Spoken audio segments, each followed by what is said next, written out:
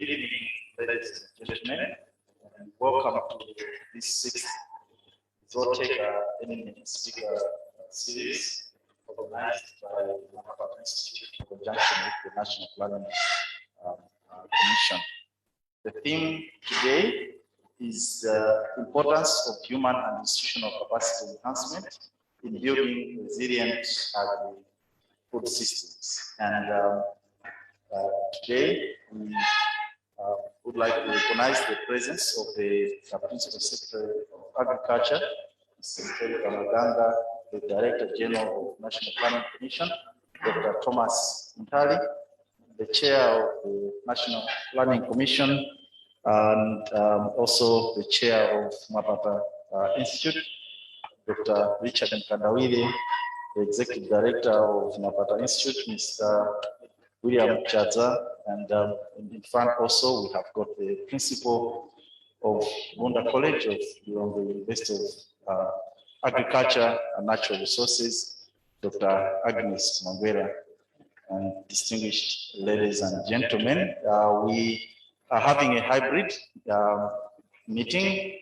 Others are online, including our eminent speaker who will be making the eminent presentation today. And therefore, without much ado, I would like to request Mr. William Chaza, the Executive Director of MwAPATA Institute, to welcome us and make his remarks. Thank you.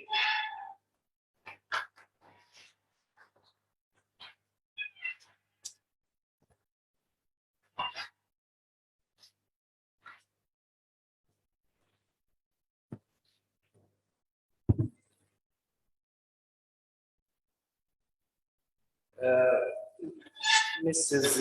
Erika Maganga, Principal Secretary for Agriculture, Professor Richard Mkandawire, Chair for MwAPATA Institute Board of Directors, and also Chairperson for the National Planning Commission, Dr. Thomas Ntali, Director General, National Planning Commission, Dr. Candida Nankuma, Country Director for the Agricultural Transformation Initiative, the Vice Chancellor for MUST, Professor Agnes Malata, the Campus Director for Bunda, Dr. Agnes Mwangwela, Professor Kevin Urama, our guest speaker, and the Senior Director at the African Development Institute of the African Development Bank, colleagues from Michigan State University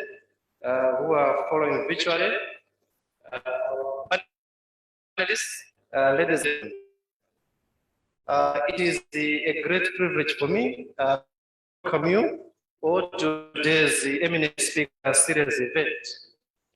The theme of today's event is the importance of human and institutional capacity enhancement in resilient agricultural systems in Africa. We will discuss the need for human and capacity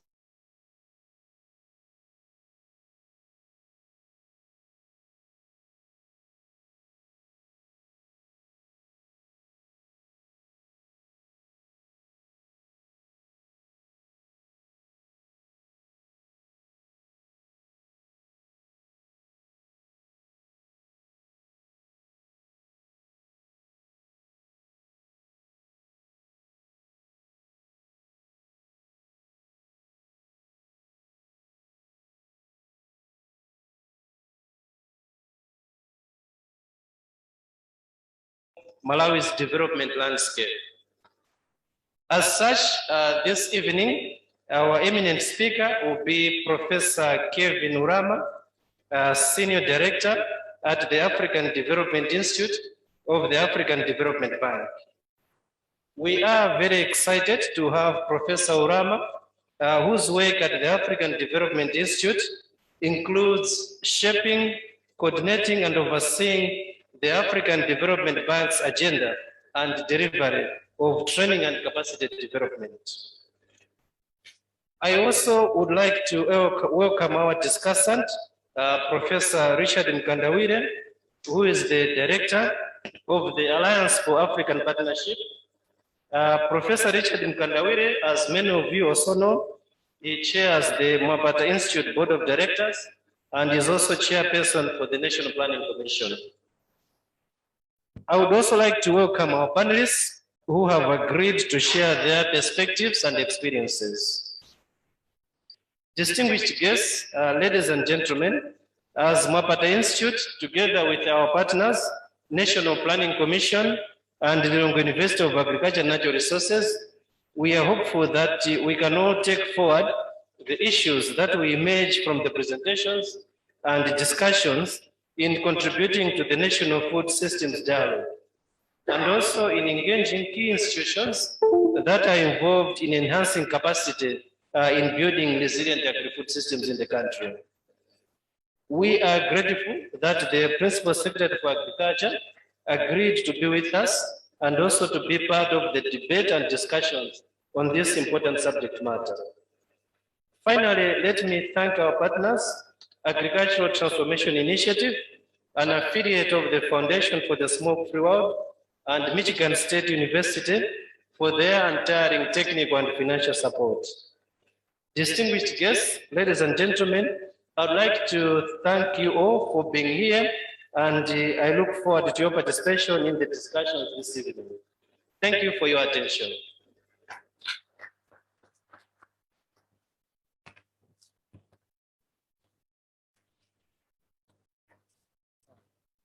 Thank you very much for those remarks. And at this point, I would like to invite the Principal Secretary, the Minister of Agriculture, Mr. Maganga, to make a couple of remarks.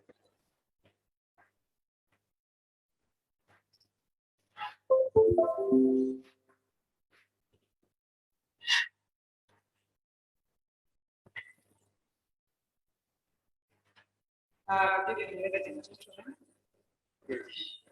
Of course, I feel very honored to be here this evening to preside over the official evening of the 60th eminent speaker series event, which has been organized by MwAPATA in partnership with the National Planning Commission and the University of Natural Resources, LUANAR. Let me thank the organizers of this event for convening this idea that we can discuss the institutional capacity and building resilient agricultural systems. Distinguished guests, a resilient food system requires technical, human, and institutional capacity to adapt to physical and environmental changes. Empirical evidence has shown that adoption of improved agricultural technologies among farmers increases when they have access to extension services, and extension delivery institutions have the capacity to improve the much needed extension services. Similarly, in absence of technical, human, and institutional capacity, appropriate agricultural technologies that address agricultural challenges farmers encounter cannot be generated. This therefore underscores the need for Malawi to ensure that technical, human resources, and institutional capacities are built to address the constraints to attaining resilient food systems in Malawi. Distinguished ladies and gentlemen, developing capacity for resilient food systems requires significant investments in research, institutions, extension delivery systems, and human capacity development. And effective investment, however, requires that due diligence should be done in analyzing existing capacity, gaps, as well as the nature and size of investment required to address the challenges in the food systems.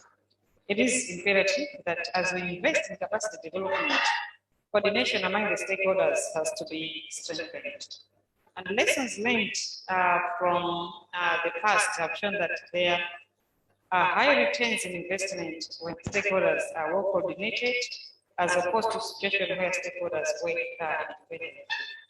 At this juncture, let me state that the 6th Eminent Speaker Series event affords yet another opportunity to identify some significant issues to be shared with the Food Systems Summit dialogues.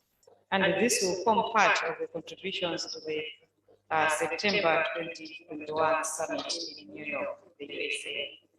It is therefore my plea to you all that we actively participate in the seminar so that we can ably identify some of the issues on human and institutional capacity enhancement that are key to building a resilient agri-food systems in Africa.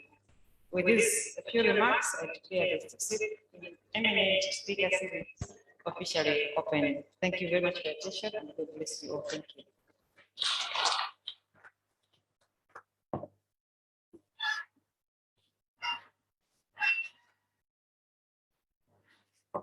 Thank you very much, our Principal Secretary, for those very informative remarks that border on the function of our meeting today.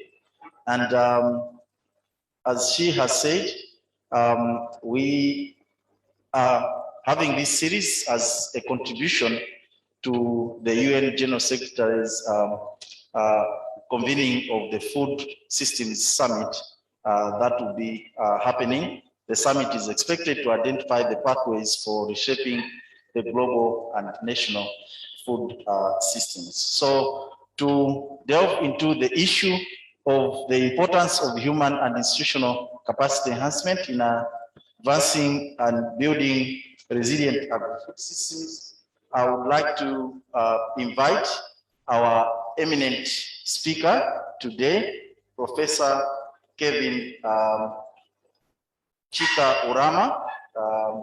He has a PhD and he is the fellow of the African Academy of Sciences. He's the Senior Director of the African Development Institute, responsible for shaping, coordinating, and overseeing the African Development Bank's agenda and delivery of training and capacity development across the bank's complexes and in the region members countries. Prof. Urama holds a first-class honors degree and Masters of Science in Agricultural Economics from the University of Nigeria and a PhD in Land Economy from Cambridge in the UK.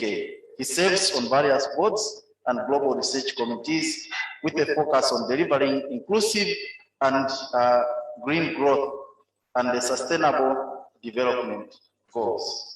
And his current roles at the FAFD Bank includes heading the bank-wide capacity development efforts and making sure that there is acceleration of the High Five initiative, the Sustainable Development Goals and Agenda 2063 in the countries and across the different regions. Ladies and gentlemen, let's put our hands together and welcome Prof. Kevin Chika Urama to address us. Thank you.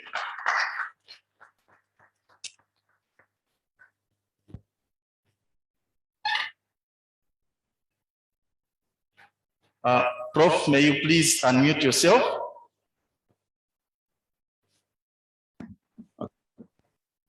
Thank you. Can you hear me now? Are you hearing me now? Yes, we can hear you perfectly. Thank you very much, Your Excellencies, and thank you, the Principal Secretary, and distinguished guests, ladies and gentlemen. It is really a pleasure for me and also for the African Development Institute of the African Development Bank that you deemed it appropriate to invite me to speak at this August lecture. So I want to thank the MwAPATA Institute, the National Planning Commission of Malawi, and the Lilongwe University of Agriculture and Natural Resources for the invitation. As already explained in the opening remarks, the importance of the topic of the lecture today, of our discussion today, cannot be overemphasized. Human and institutional capacity enhancement is at the core of every development agenda, including building inclusive and resilient agri-food systems in Africa. As an agricultural economist, I have been pondering the question why Africa sits on 65% of available land in the world, sits on very many factors that could make Africa to be the food basket of the world, but yet Africa is food insecure, Africa is poor, and still faces several challenges. So some of these key questions are the things I would like to explore in this lecture with you today, and also see how building institutions, building individual capacities and organizational capacities has been at the core of the driving factors why Africa is missing out in fulfilling this role, both for its citizens and also for the global community. As we all know, Africa, with its 54 countries and 1.3 billion people, constitutes 16% of the world's population. And we hold over 65% of the remaining arable land in the world. Africa has about 41% of its population currently under 15 years of age, compared to 28% in Central America and 24% in Asia and South America. So with these statistics, one could see that Africa has what it takes in terms of land and the resources to be able to lead in agricultural transformation and development for the world, providing food for its citizens and for the citizens of the world. And Africa also has a large mass of what one could call readily available labor resources, human capital that could be harnessed in order to be able to achieve that. And the projections of our population also shows that in the next 30 years, more than half of the world's population increase will be from Africa. So all these statistics is telling me, is begging the question, what is it that we have not been getting right?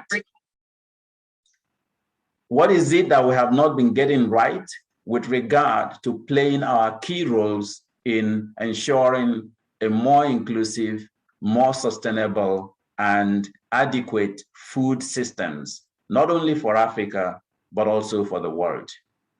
So with this, and because this lecture is coming just before the UN Food Summit, I'd like to underscore that building inclusive and resilient food systems in Africa would not only improve the quality of lives for Africans, it has also significant implications for inclusive growth, transitions, and sustainable development globally. So while this lecture is focusing on what Africa should do, I would also like to upfront say that the global community has a lot to benefit to invest in human, institutional, and organizational capacity to make African agriculture and African agri-systems work the way it should be. Without doing that, we can also have some costs, because the demographic trends we have in Africa, its youthfulness that I have already mentioned, could either be a labor source, a very huge labor market opportunities for agriculture, for African member states, and also the global community. But also it could become a source of risks and huge pressures on land due to land use extensification, as I will come back to when in the course of this lecture, or also unfettered rural-urban unskilled migration of youths who are not finding jobs or not finding livelihoods in the rural areas and not being able to stay on the land and be able to earn a living, but then moving to the urban cities, creating pressures on the cities. And also when they come to the cities and they still don't find the employment that they are seeking and livelihood they are seeking, then we'll have both the national, interregional, and international migration, and especially unskilled migration. That's a huge challenge for many governments around the world. This creates significant fragilities around the world and is causing a lot of fiscal challenges for countries. And with climate change and also COVID-19 and all these exogenous shocks that we are beginning to see, one can only predict that this pressure is set to increase if we don't act quickly to try and make rural areas, agriculture and agri-food systems in Africa the huge employer of labor that it is, currently employing over 60% of Africans, but actually on very underemployed jobs. People are in agriculture, but are not able to make a living. And that's why we're having all these statistics that continue to befuddle me with regard to Africa being food insecure, Africa being poor, despite having all these huge endowments that has been mentioned already in the course of this lecture.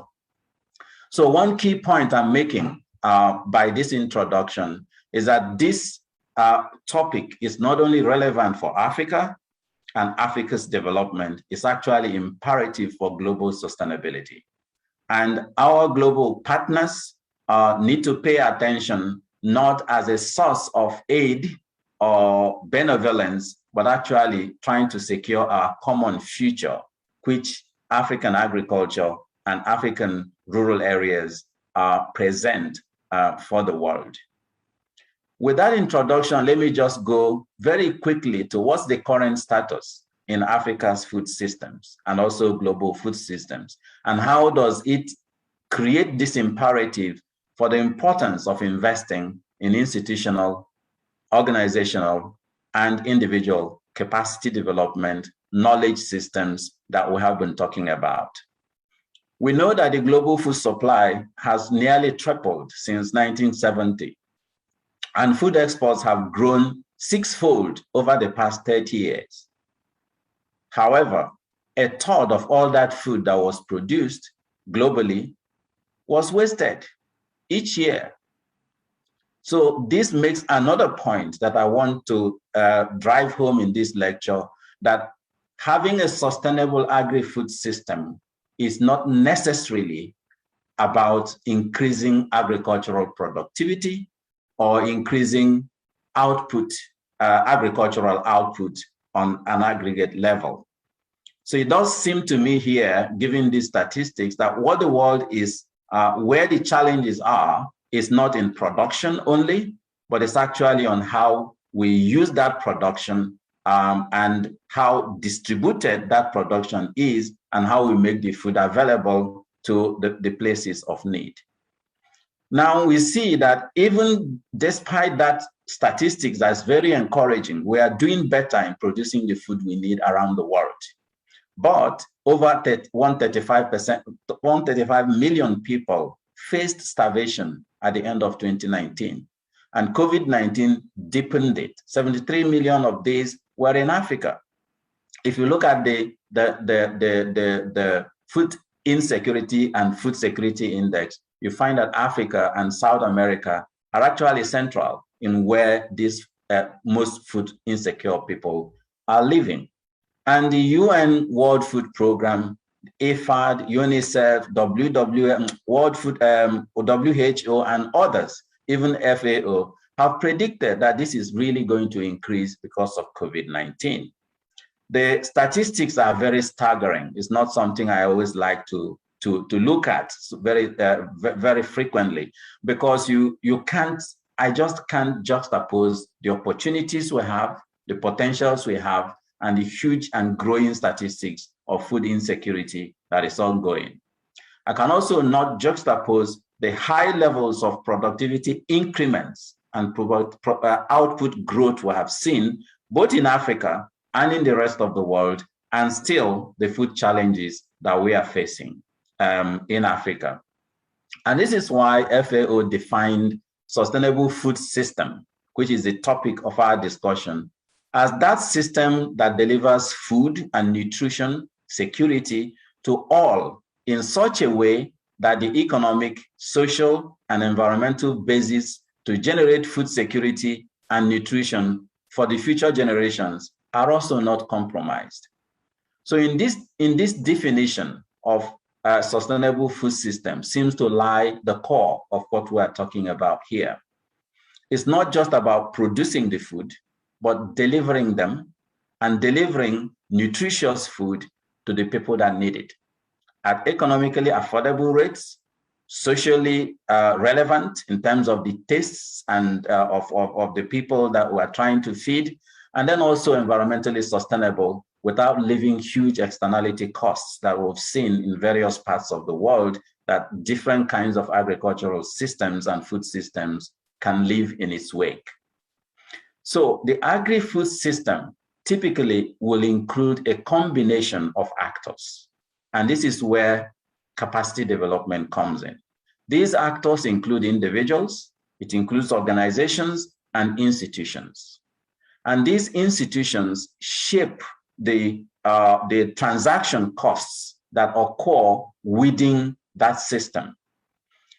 So if we don't invest in capacity in Africa and import all the food we need produced elsewhere, our food system will not be sustainable and it will still not be resilient. And COVID-19 have taught us that lesson, that over-dependence on the global markets without building regional markets, strengthening our own regional value chains, national value chains, and national capacity to produce the food we need, the type of food we need, and our own staple food crops is not a very good policy, because it's exposed to huge risks and exogenous risks that we may not be able to control.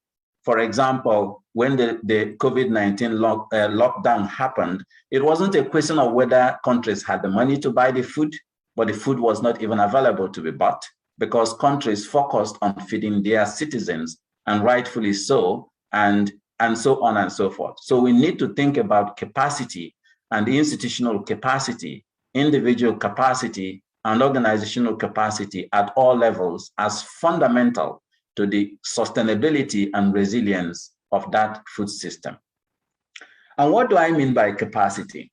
Capacity here, I'm referring to the availability of resources and the efficiency and effectiveness with which the individuals, organizations, and institutions deploy them in order to pursue a given development agenda. In this case, building a resilient and sustainable agri-food system. The institutions that we have provide the rules of the game. And when the institutions are weak, the rules of the game will be weak, whether it will be in input acquisition and input delivery, whether it is in the production and technology, mechanization and agri-technologies that are required to increase on-farm productivity, or in the processing, the logistics, agribusiness marketing, access to finance, food sustainable consumption, and also recycling of food waste. If we don't have that capacity as a fundamental policy option for us, policy agenda for countries, these things may elude us. Even if you have surplus food for your countries, that may not be able to work effectively. And that's what every statistics that we've seen is actually showing us. So here, the notion of sustainable food systems is therefore building on that fundamental aspect of the food system, which is human, organizational, and institutional capacity that are required to enhance the absorptive, adaptive, and transformative capabilities of the agri-food system. Resilience in itself is nothing but the ability of a system to absorb shocks, adapt to those shocks, and be able to transform itself to continue functioning optimally after the shock. So if our food system doesn't have that capacity, getting food from outside, getting seeds from outside, and all the things that we normally do in Africa will not be able to lead us to a sustainable system.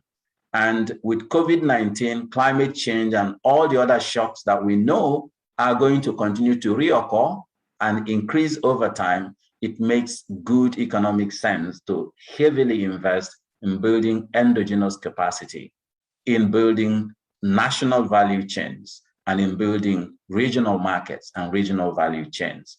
Africa has done quite well in some aspects of this, and I'll come back to it as we go forward in this lecture. So here, I have mentioned that the institutions drives the transaction costs. It also drives the creation of the markets, the specialization and division of labor, economic productivity, economic performance of countries. It drives the behavior of organizations in itself and how the individuals within the system can function. So I just call this the soft infrastructure that shapes the way the economies can cope with market failures and other exogenous shocks like COVID-19. So if we don't have that soft infrastructure strengthened in every country, at every community level, and also at the regional level, we leave our food system at a very high risk of global shocks. When the food prices in the global market change, we're in trouble. When there is a COVID-19 kind of shock, we have a problem. When there is a severe weather effect in one part of a country, we have a problem in that country, in that region of the country, because we don't have a system that actually makes it work. So from all this, I'm trying to call for another point, which is the third point I want to make, that we need to think about the food system as a holistic system. It is a system not just that, okay, I'm importing improved seeds and then improving productivity. That's good, but that's not good enough. It's not a system that you are improving productivity by areal expansion, which is what we're doing in Africa now. That's good, but that's not good enough, because when you do that, then there are trade-offs for other sectors that causes the unsustainability of the very system we have. And this challenge is not unique to Africa. We have seen huge costs to governments that the common agricultural policy in Europe created because of the environmental externalities of monocropping and massive seed systems and agricultural mechanization and so on. So we also need to balance that we're not trying to copy the green revolution technologies without adapting them to our own agroecological conditions. That is very important. So that balance is something that we need to look at. Now, but investments in research, technology, and education in Africa is generally very low. I'm going to show one slide with regard to that when I finish the talk, just so that we see how not there we are as Africans and African governments. In this case, in agriculture, Malawi is actually doing excellently and should be a shining example that we need to, African countries need to focus on and follow, to emulate. Gross investment in research and education, in research and development in all the developed countries of the world is above 2% of their GDP since 2006.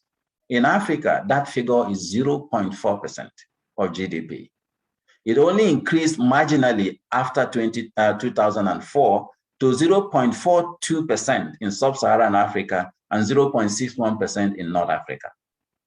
So you can imagine, how do you compete in a global market, in a global food market, or any market for that matter, when the technology that actually creates value and value addition, we're investing less than 1%.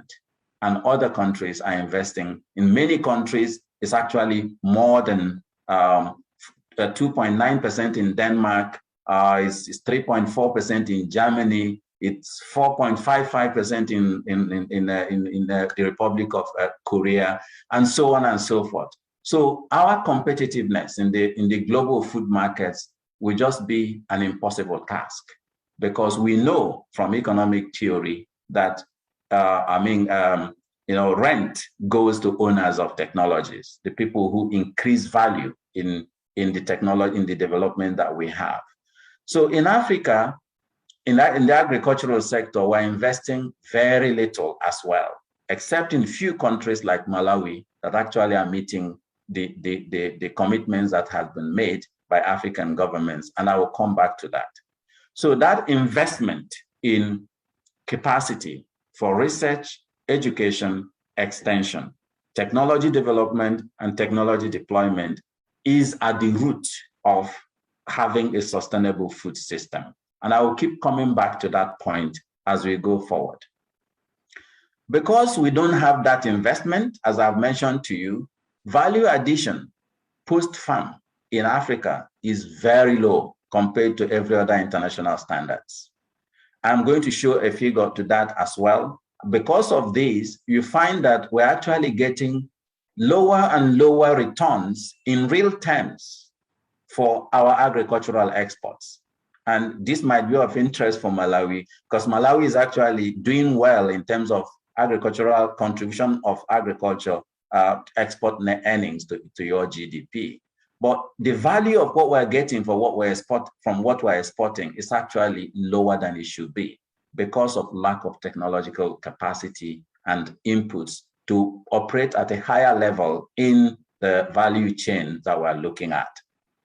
Roughly 75% of agricultural production in Africa, in sub-Saharan Africa since the year 2000, came from area expansion. What this tells us is we're not improving value in on-farm productivity increments, what I would like to call factor productivity. So what the returns per unit of input we are using, whether it be fertilizer or land or labor and so on, is not growing. But what we are doing is that we're growing the output by expanding the production. And this creates pressures on other economic sectors. Urban cities, we need land to build houses. We need land for rural infrastructure. And that pressure is already being seen as creating social fragilities in many parts of Africa. You have these cattle, and cattle and human conflicts that you have in Nigeria, in many parts of Africa, because the lands for feeding the cows the pasture for cows is actually dwindling because we are expanding our cropland and so on. So that type of conflicts that we see are the things that we need to think about. But that's not to say productivity has not increased in terms of within areas cropped in Africa. Africa has actually enjoyed one of the highest productivity crop output growth of other regions, but this is because of area expansion, as I have talked about. So only 25% of that growth comes from crop yield improvements per factor of production that we've used. So when you look at all these things, you find that there is then another choice that we need to make: land use extensification or sustainable intensification. But we cannot go for sustainable intensification if we have not improved the human, the technological, institutional, and organizational capacity of our agricultural system. So that's another thing that we need to think about as we go forward. So this also is a fourth point that need to be made: the level of technologies and innovations in Africa's agriculture across the value chain. When you look at the levels of processing, the levels of food wastage that we're having, the logistics, the markets, and so on, it's only now when we have the ACFTA that I'm becoming very much more hopeful that we have huge opportunities to leverage our staple crops that we produce in Africa and be able to trade within the continent to improve agricultural trade within the continent, which currently is still very low. So, and because of this, we're having a lot of import of food. Currently, Africa imports about 12% of its food needs. And the import bill is high, rising from about 37 billion in 2007 to 68 billion in 2019. And the African Development Bank projects that this could rise to 110 billion by 2025 if we don't do something about it. But when you look at all these statistics, which we all know and it's not palatable to talk about, at the core of it is because we don't have the capacity to change our destiny with regard to the food systems that we have.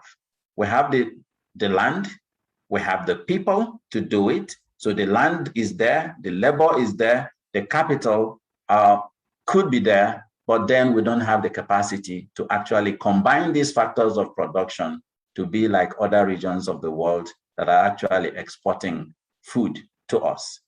So we need to try as much as possible to focus on that capacity in order to grow our value addition all through the value chain, because that is crucial. Without it, no region will have seen or studied have been able to grow in GDP growth or improve the welfare of countries.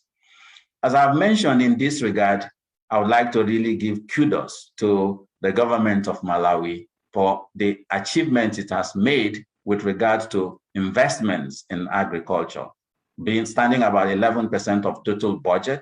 This is in line with the budget allocations agreed in 2003 by the Maputo Declaration. But many African countries are still way behind in terms of implementing this. So we need to learn lessons from Malawi. How did you get to do this, considering other competing objectives that countries have? And how can other countries be able to share from your experiences in order to move it forward? Summarizing some of the challenges that I've already talked about, I've talked about low investments in agricultural education, research, technology, development, and extension. This is primary to the challenges we have in the agri-food systems in Africa. And for us to drive towards sustainable agri-food systems in Africa, this is a core that we need to focus on. So if there is anything I would like to recommend for Africa to take to the Food Summit, this will be one key recommendation that I will come back to. The second thing is we seem to be focusing a lot on output growth through area expansion, through importation of improved seeds, importation of fertilizers, and not building our capacity to scale up our own African agricultural systems, most of which are actually sustainable and organic, but we import other technologies and so on. So we need to try and make a decision to invest in sustainable intensification, focusing on factor productivity, not agricultural output, because there's only a limit to which shifting cultivation can take us and area expansion can take us. And as I've mentioned, that creates a lot of other trade-offs in deforestation, has implications for climate change because of losing the forest that sequester the carbon. It has implications for the crop livestock conflicts that we see because of losing areas for feed for animals, and several things that it has implications for. In the developed countries, Europe, that I have studied, that actually did that kind of extensification in the beginning, you see now how far they have gone, that actually the percentage of people employed in agriculture is very low, but agriculture is contributing very much. Why? Investing in technology, investing in human capacity, investing in institutional capacity and organizational capacity.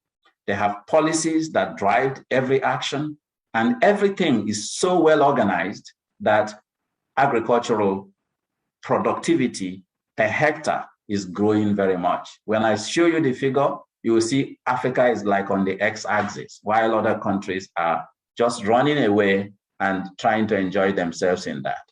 The next one is level of technology and innovation in Africa is limited. And because of that, value addition is limited and returns to agriculture is limited. So we can talk about incentivizing youths and women to engage in agriculture from now till 2050. If we do not create the technologies, if we do not create the opportunities to make agriculture a good business that will create returns, it will be difficult for us to be able to succeed in that kind of policy. Then the other one is lack of economies of scale. Most African, FAO in 2018 projected that 75 to 90% of food consumed in Africa are produced by small-scale farmers. Most of them under 2 hectares of land per farmer. How do you become competitive in at such a small scale? So this is another thing that we really need to think about if we want to increase agri-food systems sustainability in Africa. And last but not least is over-dependence on external markets and on external funding, external technologies, and so on. I always say this in many of my speeches, that one of the lessons I learned in economics is that consumers don't declare profit. As long as Africa continues to consume technologies, consume food produced by other countries without actually producing and contributing to that market, we will remain at the bottom of the agri-food systems, agricultural food chains around the world. And I have said the root cause of all this goes back to institutional capacity, individual capacity, and organizational capacity in our agri-food system. To address this, the bank did a study.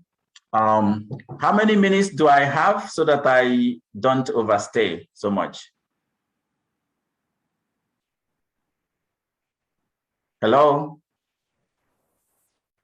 Oh, I think you've got about 8 minutes. Thank you. That's fine then. So, when we try to do a study on this, looking at why is it that Africa is really not making a headway in building this capacity and so on. So many factors were thrown up, but let me just highlight a few. One that was predominant across every institution and every agency we looked at is the donor dominance in terms of the dependency on unstable funding that comes from donors. Donors are doing quite a lot in order to help Africa, but the resources they give us are normally for programmatic, for projects, and only as long as the money is flowing are the projects succeeding. So we don't have that sustained growth that we can find. But there is also the issue of a supply-driven agenda. Africans are often not at the table to define those projects, the objectives of the projects. They are not aligned to, sometimes not aligned to national activity development objectives. And because of that, they sometimes create disincentives to actually addressing the national agricultural and agri-system development agenda that is happening on the continent. So a lot of other things that are there, which I'm not going to go through because of time. But if we look at Africa, this has not always been the case. In the pre-independence and immediate post-independence era, there was a lot of focus on agricultural higher education, building capacity, agricultural extension, and extension systems development. We had several land-grant universities that were created, including in Malawi and many other countries in Africa. But since 1970s, what I noticed by looking at the history there is then that began to be a shift towards feeding Africa instead of helping Africa to feed itself.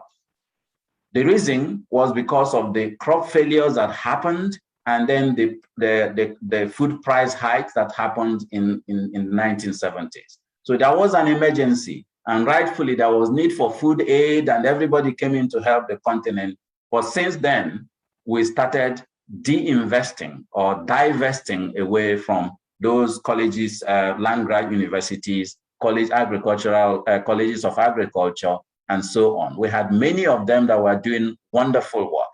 The Bunda College of Agriculture in Malawi was one of them, and we had the Alamaya College of Agriculture in Ethiopia. We had so many of them that way. Now, what came to replace it was then the CGIAR systems, and dominantly the CGIAR systems are internationally driven because of the international donor grants that they also receive. So how do we marry that new system that has emerged without actually displacing building capacity in Africa's own institutions, in our universities, in our colleges of education, in our think tanks, and so on and so forth? This is at the core of addressing these capacity challenges in Africa. It's not that capacity are not there, but most of the capacities that you have are foreign. And that's a challenge that we need to think about, how to create policies, work with our donors and our partners to try and address them going forward. If you look at the history, you find that many African countries experienced significant increases in agricultural export earnings during the 1960s and early 1970s. But this did not continue. There's no hard and fast data to show that it's because of the divesting from building institutions and building capacity to feeding Africa and food aid and grants and so on and so forth. But if you look at the graphs, just the trend graphs, you see that there was a significant dip since that policy change happened. So my call in this lecture is that countries need to go back to actually funding agricultural colleges of education, land grant universities, agricultural think tanks that can be able to deliver homegrown policies that are addressing our own issues on the continent. And again, there, Malawi is doing very well. We have the agricultural policy research unit at the Bunda College in Malawi, the Tegemeo Institute in Kenya, and Ethiopia's Agricultural Transformation Agency, and several non-governmental organizations and think tanks that has emerged since the early 80s and early 90s. But again, our interviews with them show that their funding are largely external. And most of them spend a lot of time trying to write the grant proposals and receive grants and work on the short-term grant objectives, write the reports and fill the log frames. And then it distracts them from actually focusing on long-term agricultural transformation agendas of their own countries. How about the national agricultural research organizations we have? How well are they funded? Interviews with them still also show the funding gaps that is creating a lot of challenges for them. So one study that was done with the Center for Global Development concluded as follows, and I quote, Africa tends to be a child with many parents, very many parents. Africa, unfortunately, most of the parents want, and unfortunately, most of the parents want their child to learn how to walk. They does not want their child to learn how to walk their own way. We have our PhDs, we have our patents, our ideas, and all these things are really not allowed to be on the table, or not frequently allowed to be on the table in that way. If you read that report, you can get the exact quote because I was paraphrasing because of time. So when you look at all these things, it goes back to that fundamental thesis of this lecture. Without investing in individual, organizational, and institutional capacity, we will still have this kind of discussion 20 years down the line, and we'll still be having the same challenges that we're having in our agri-food system today. My hope is that this whole discussion, the UN Food Summit, will lead Africa to think transformatively and think differently of what we can do in order to help build our own indigenous capacity in agriculture. This is the mainstay of many economies in Africa, employs majority of African citizens, and it actually warrants a lot of attention. And as I've mentioned before in the beginning, it's also the root of sustainable development for most African countries and also globally. So investing in capacity in Africa is investing in achieving the sustainable development goals everywhere. Let me turn to recommendations. Basically, what are my thoughts about what needs to be done in the next 5 minutes that I have for this lecture? Before I do that, let me summarize the key issues that I have tried to make. One, for Africa to build a sustainable agri-food system, there is a need to refocus on sustainable intensification and factor productivity growth, not area expansion. So increasing the area of expansion of cropping is not the way to go. It's not sustainable in all angles. So we need to really try to refocus there. Second, investing in technology and innovation driven by research, education, and extension is the only way we can succeed in increasing that factor productivity within the existing crop area that we have. The third one is that investing in agricultural research, development, and extension has been consistently found in every research as the only route of basically increasing productivity growth, having poverty alleviation and poverty reduction per dollar spent in agriculture. So it actually makes economic sense for us to invest in this sector that we're talking about. Fourth, we need a whole systems approach, not just focusing on one angle. We increase fertilizer input, buy improved seed, productivity grows, then we clap hands that we're doing well. We need to think through the whole system. Where do we have the weaknesses that we need to fix? Investing in the fiscal environment, investing in infrastructure, the logistics, creating the market, and taking opportunity of the ACFTA to be able to leverage and be able to move our agricultural systems forward. It is not just good enough to provide food, it has to be affordable. And currently, Africans spend over 40% of the disposable income on food. That's not sustainable. So we need technology and innovation capacity to be able to drive down the cost of food that we're giving to our people.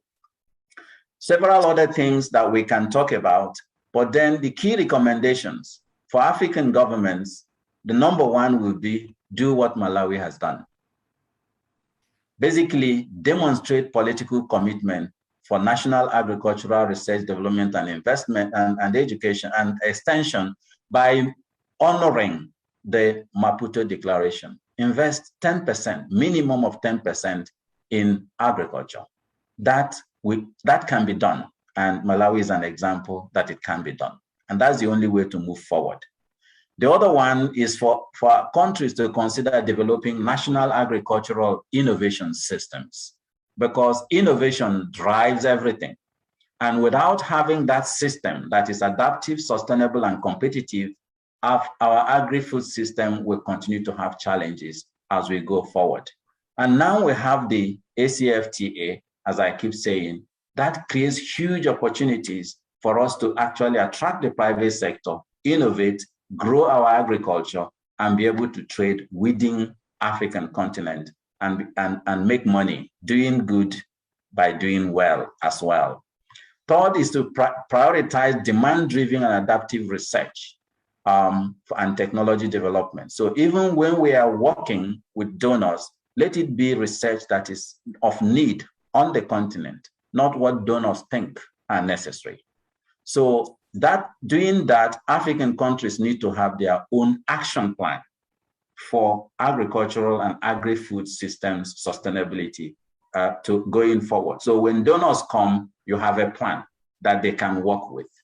Finally, I would like to recommend what COVID-19 have shown us. Digitization of the agri-food system is the way forward.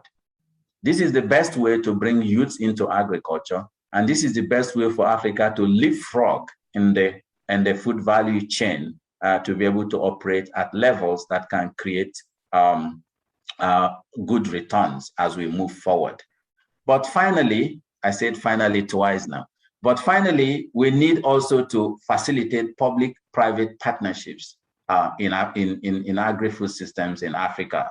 So governments need to create enabling environments that will bring the African private sector and multinationals in to work together in order to be able to invest in R&D and also market development on the continent.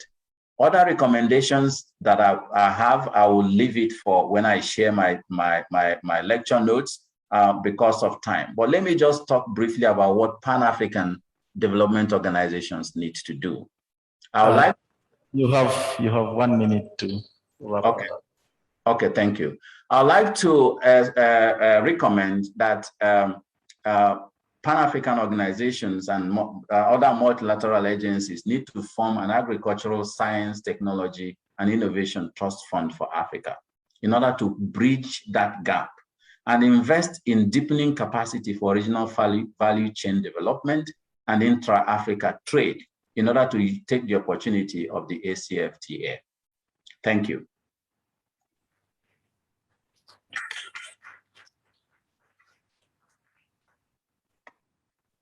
Thank you very much. A lot of information that has been shared and a lot of issues that have been presented. It to us, and that provides a lot of areas for discussion, and that brings us to a presentation from our discussant, who is here to help us navigate through the issues that were shared in that presentation. And in that regard, I would like to welcome Professor Richard Mkandawire. And as I said earlier on, he is the chair of the National Planning Commission, as well as the MwAPATA Institute, but he is also the Africa Director of the Alliance for African Partnership. Thank you very much. Welcome.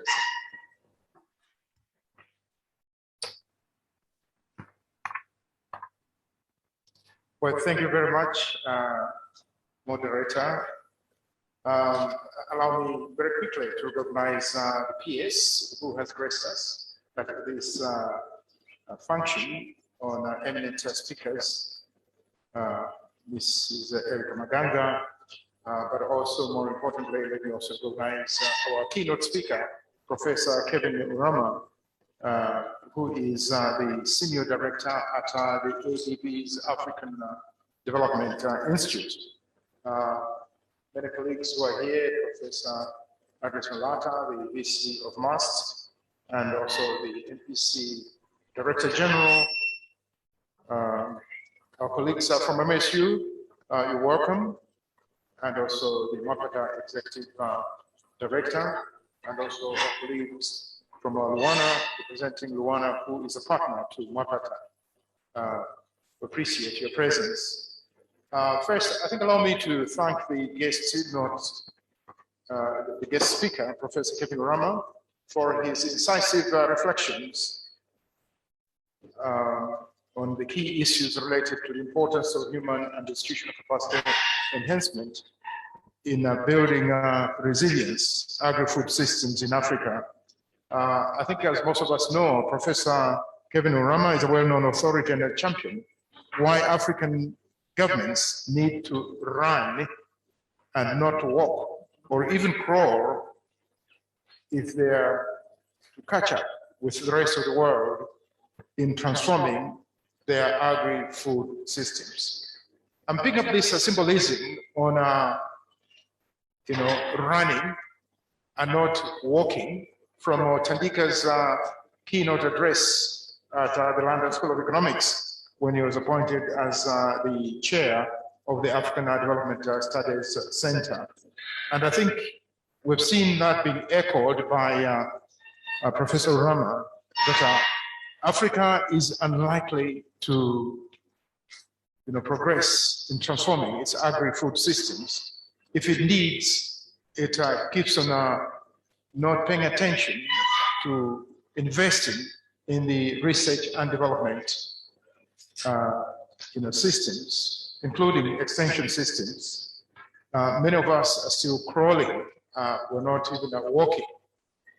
If you really look at the investments that go into the research and development systems, and that's a tragedy because we will never catch up.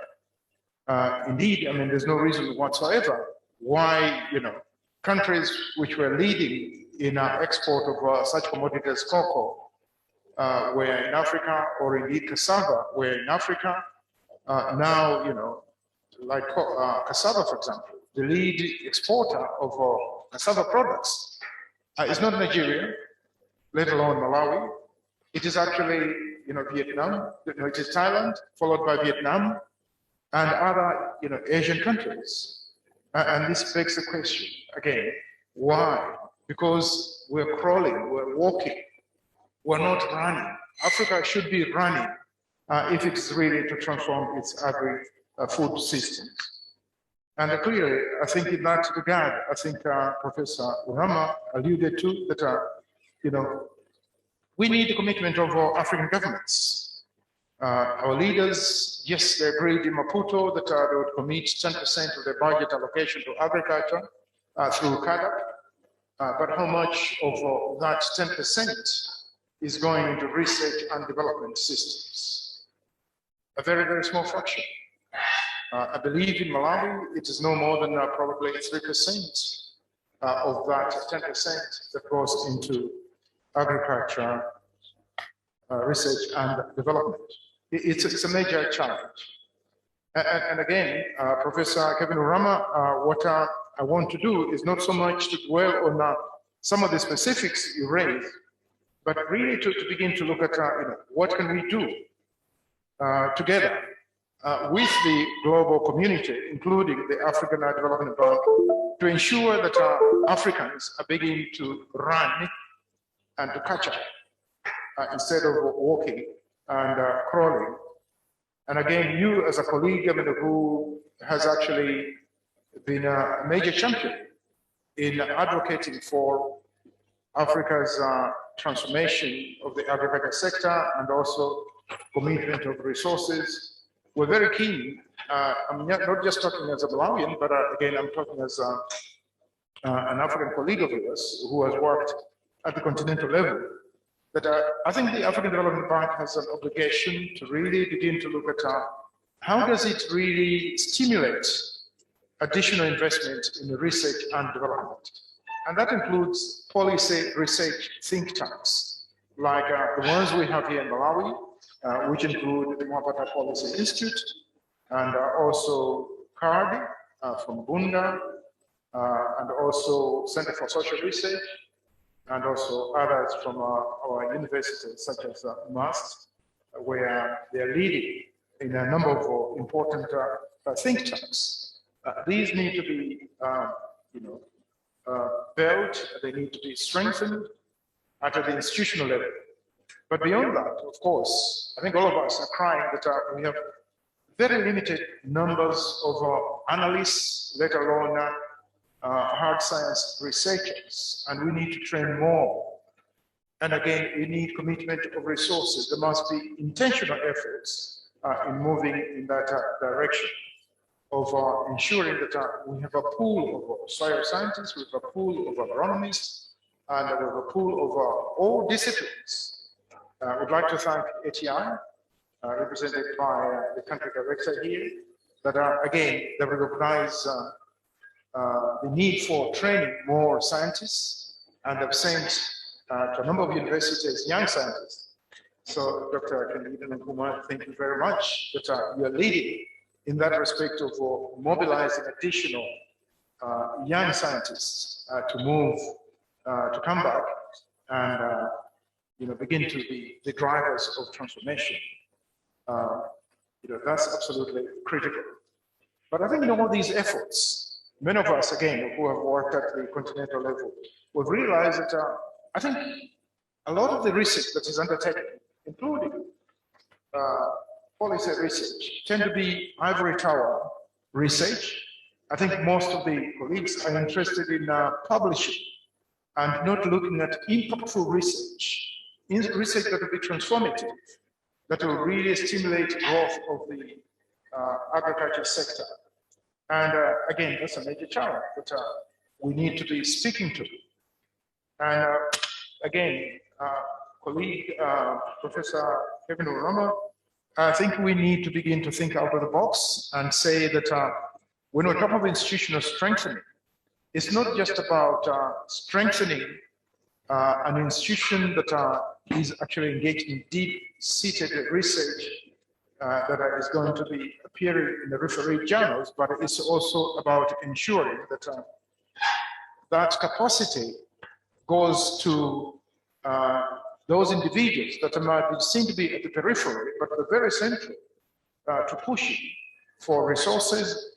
They're very central to defining the content of the research, and they're very, central to, ensuring that the research is responsive. I know you spoke about adaptive research, but adaptive research, sadly, is actually, not given the due attention it deserves, like it was the case in the 80s.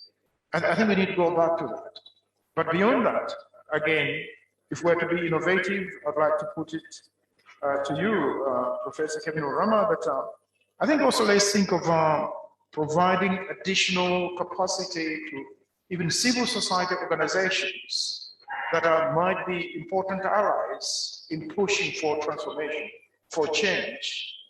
They need to be given analytical capacities, they need to be given communication capacities. So it's not about just walking around the streets with placards.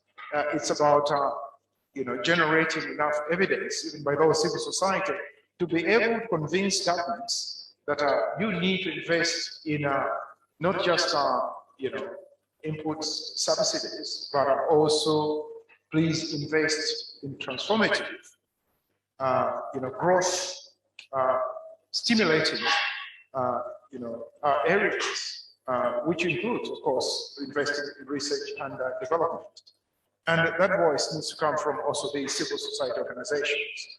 And we've seen, I think, in this country, in the past, some of those civil society organizations playing a very central role, where they began to recruit some very credible top analysts who are able to challenge the government around why it is important not to take that policy option instead of a policy option that will lead towards enhancing productivity.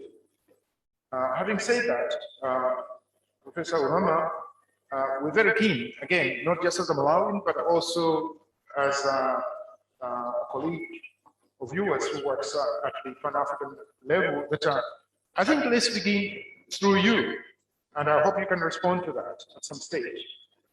You leading this very important development institute that has actually been there in the past, but we've not seen much out of that development institute. And that's why it's refreshing to see you assume this leadership there. How would you work with African institutions, build their capacity to really undertake this work, more particularly by strengthening their ability to engage governments and other stakeholders at the continental level?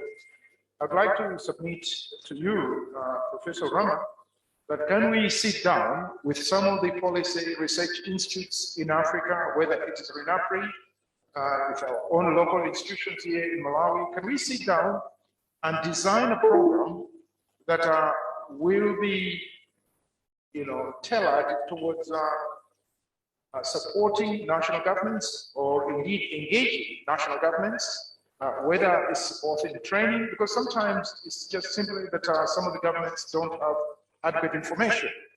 But if a few of our very high-level research institutes and the leaders who are working in this space were to engage in a program of engaging, or whether it is short-term training of, whether they're at the level of very senior government officials or indeed even ministers, besides members of parliament, train them on some of the more common, challenging policy, hitches that we see failing to move the needle towards transforming our agri-food systems. Can we design a joint program around? We'll be very keen to engage in conversations with you on how best that can be done. And indeed, if possible, maybe in 2022 or even 2023, let's have a continental conversation around these issues, not just with Malawi, but with other institutions across the continent that are working in this space. How best can we show that Africa is ready to run and not to walk or to crawl, because we shall be left behind even further, and we'll never catch it with the very state of the global community, especially the Asian tigers. Thank you.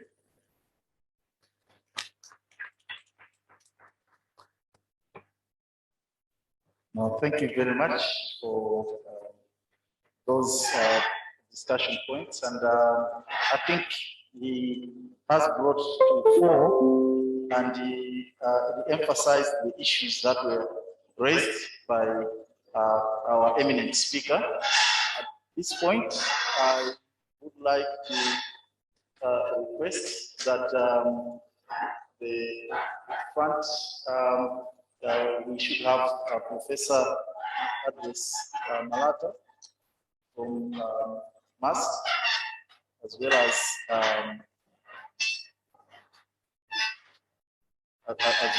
Dr. Rodwell Mzonde from Ministry of Agriculture, joined Dr. Agnes Mwangwela, and in front as our panelists. We have requested that Professor Mkandawire stay in front, because there might be one or two things that we might want to tap your brains on as we go into the discussion.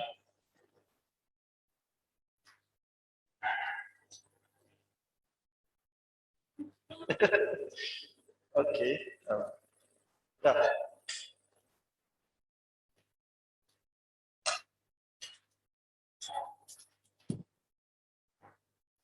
So thank you very much. I do hope that there are mics there to help our panelists to speak from.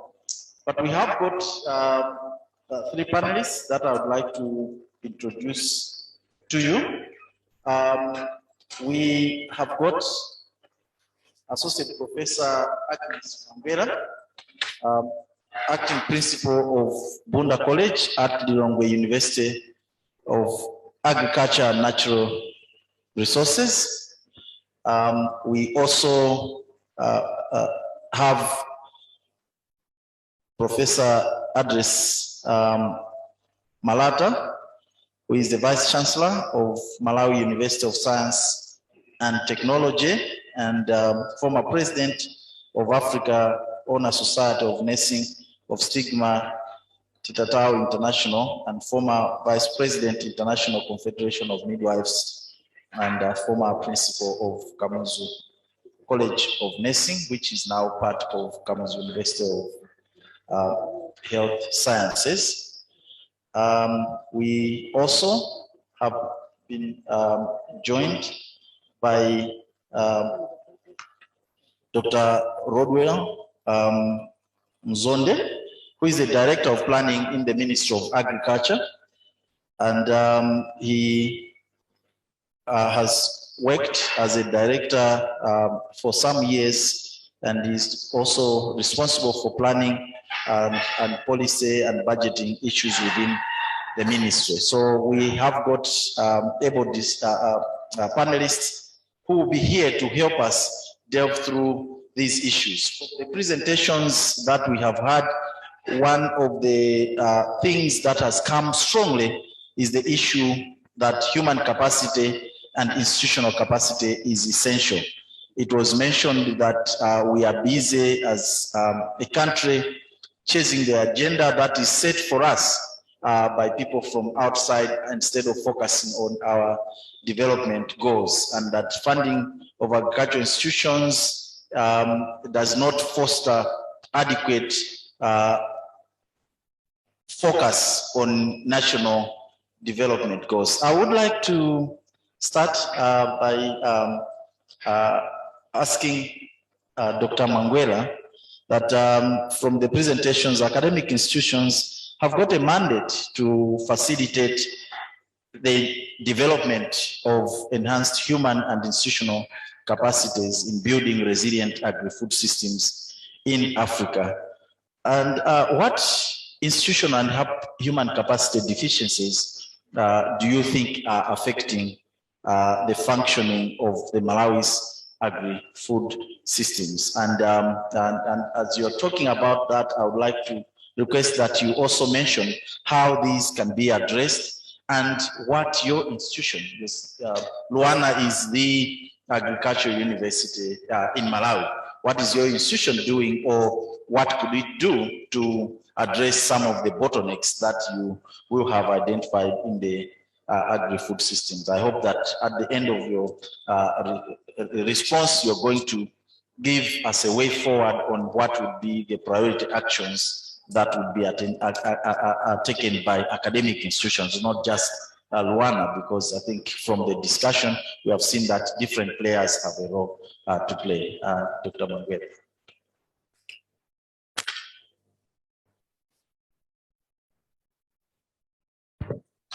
Thank you very much, moderator.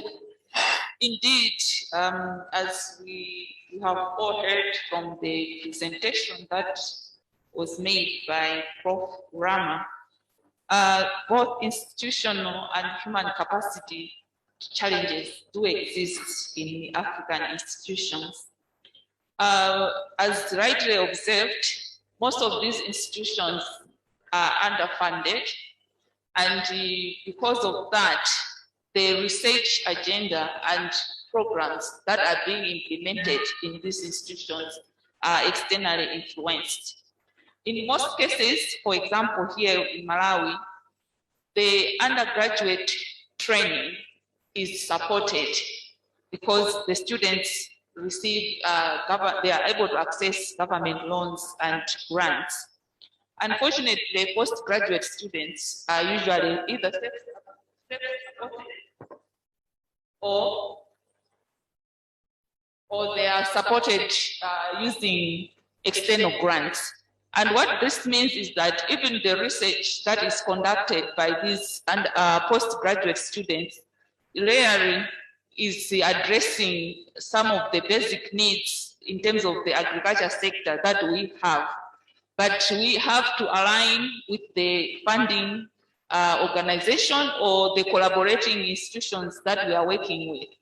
And what has happened is that most of the sophisticated facilities or equipment that is required for innovation and also for research is usually retained in the supporting countries.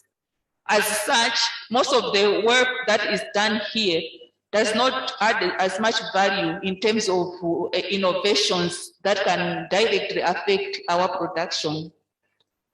The other challenge that we also have as institutions is that most of the programs that we have are addressing production issues. And as we all know, the food system goes beyond production. We are talking of markets, functionality of markets, logistics, and policy.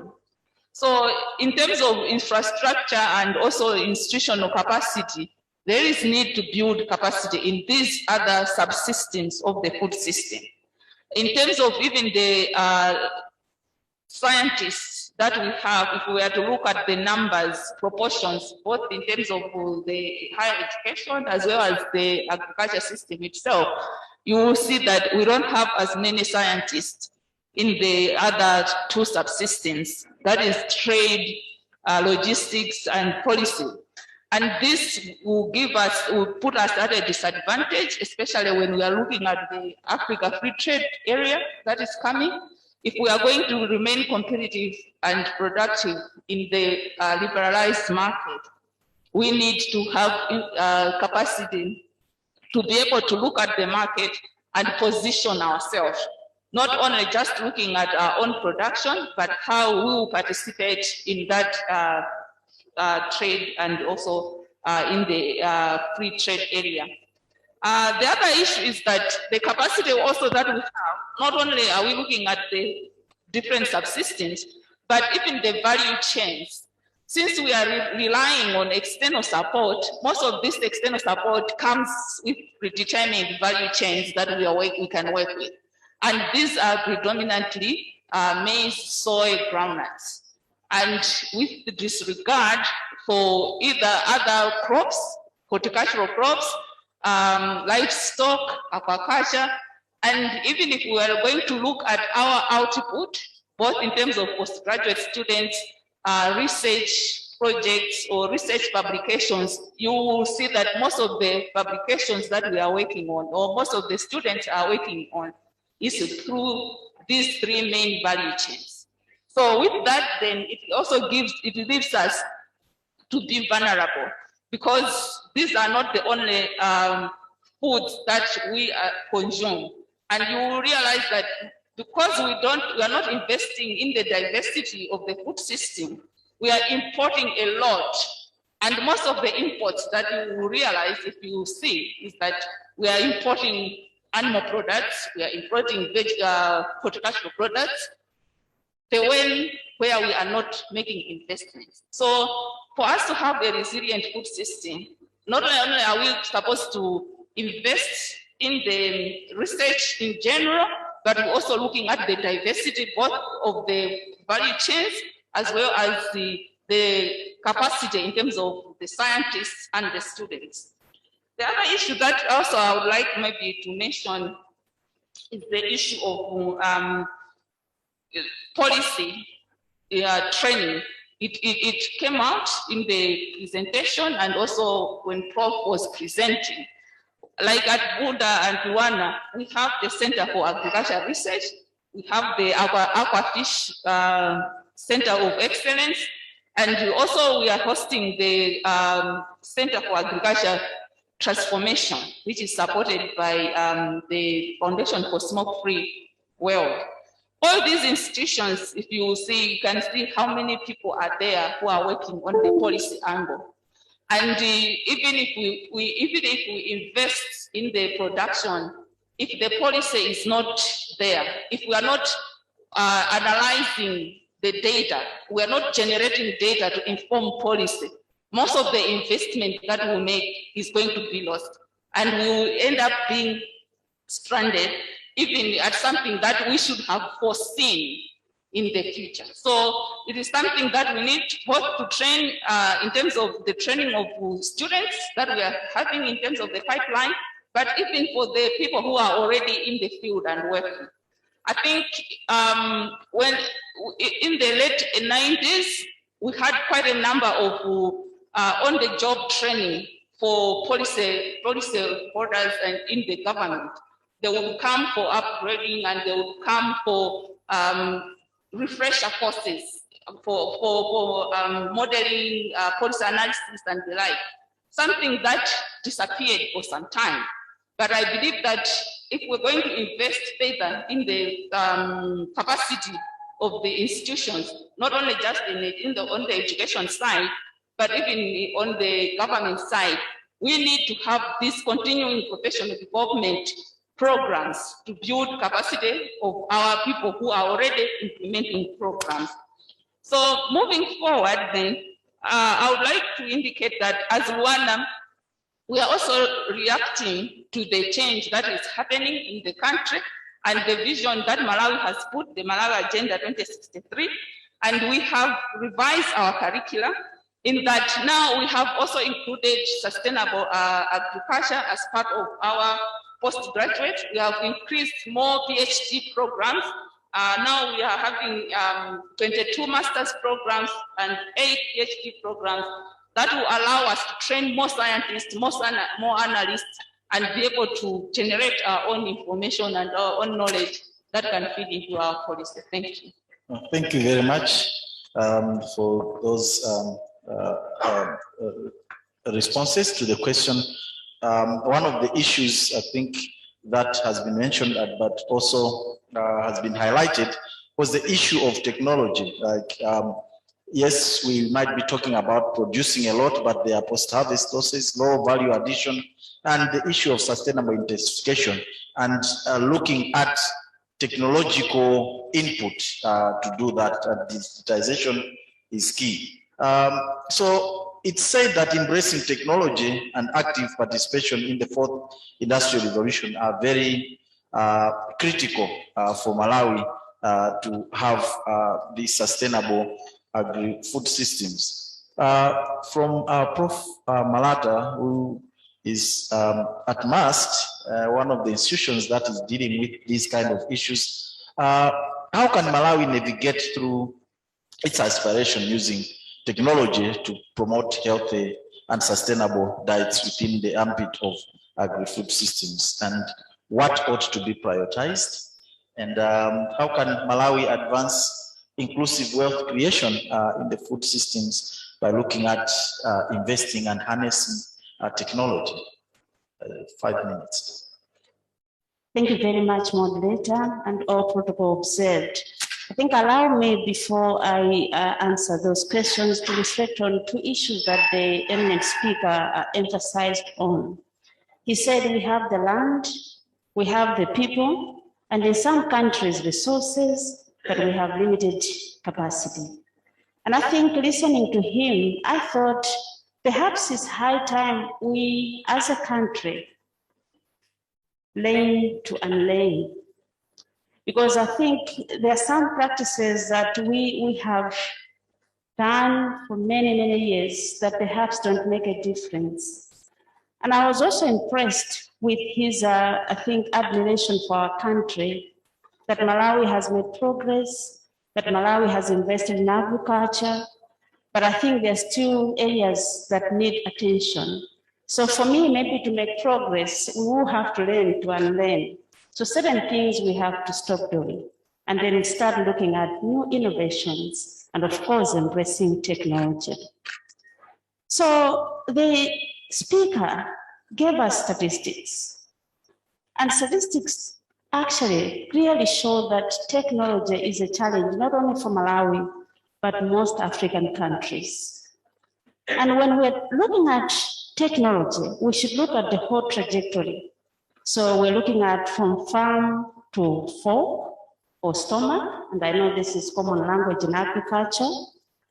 But I think one of the issues that we need to really address is the systems thinking or holistic thinking, as has already been stated by the speaker, but specifically looking at technologies.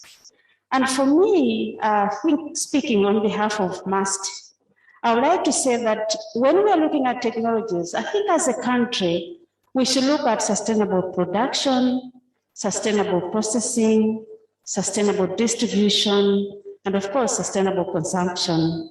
And I think we have seen with COVID-19 that we cannot over-rely on external help.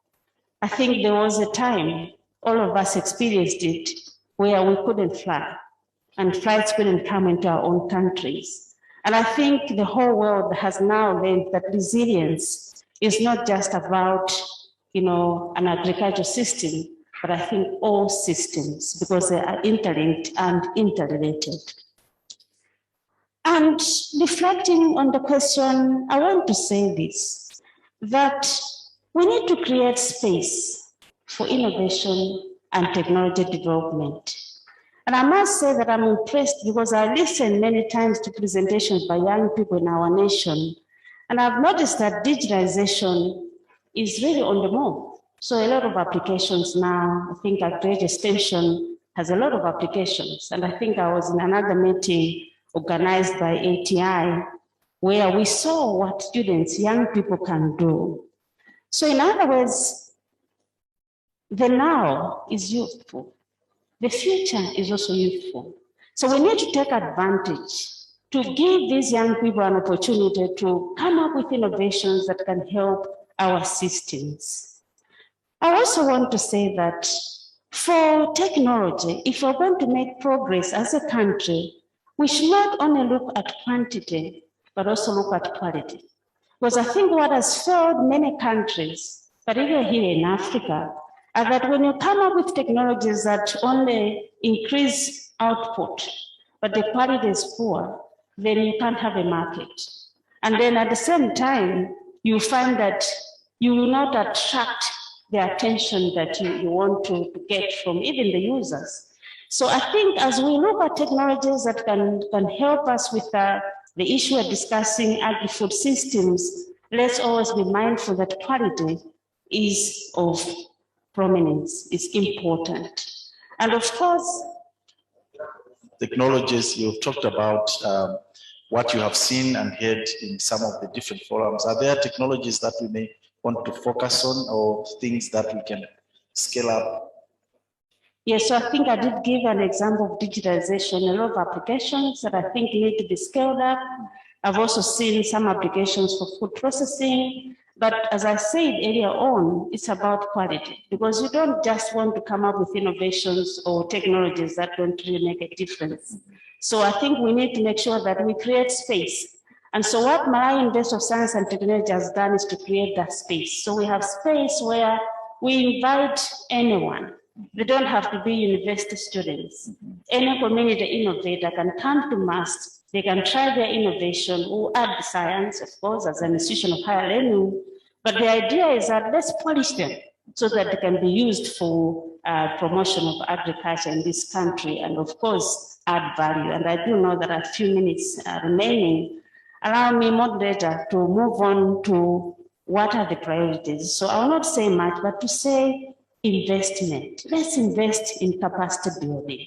So the issue of more schools, more institutions, but also for the current institutions, I think let's expand it so that we can get in more students, but also provide more informal education for those that don't necessarily need to get degrees. Because I think we should take out the notion that you need a degree to make a difference. I think many of the best innovators in the world actually don't necessarily have degrees. I also want to say as I finish that I think we have an opportunity now. Malawi 2063 is a great opportunity for us to now to refocus, to plan, and to make sure that we are creating technologies that can actually make Malawi change in the next even 10 years. And I think it is possible, it can be done. Let's also be on the table. I think the speaker talked about many times decisions are made, we are not there. My colleague from LUANAR, Dr. Mwangwela, talked about, external help. Agenda is set by someone, they come here, let's do this 3 years, 4 years, a project, they go, no impact. Let's take the lead, let's be on that table, let's make decisions, let's create policies and legislation that is context-based.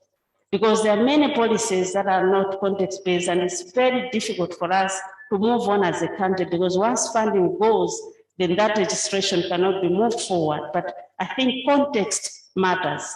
So finally, we need to invest in research, development, innovation. And I think private sector involvement, and I want to appreciate Dr. Candida Nakum a few weeks ago, gave a brilliant presentation where she was challenging private sector to be involved. It's not just about government.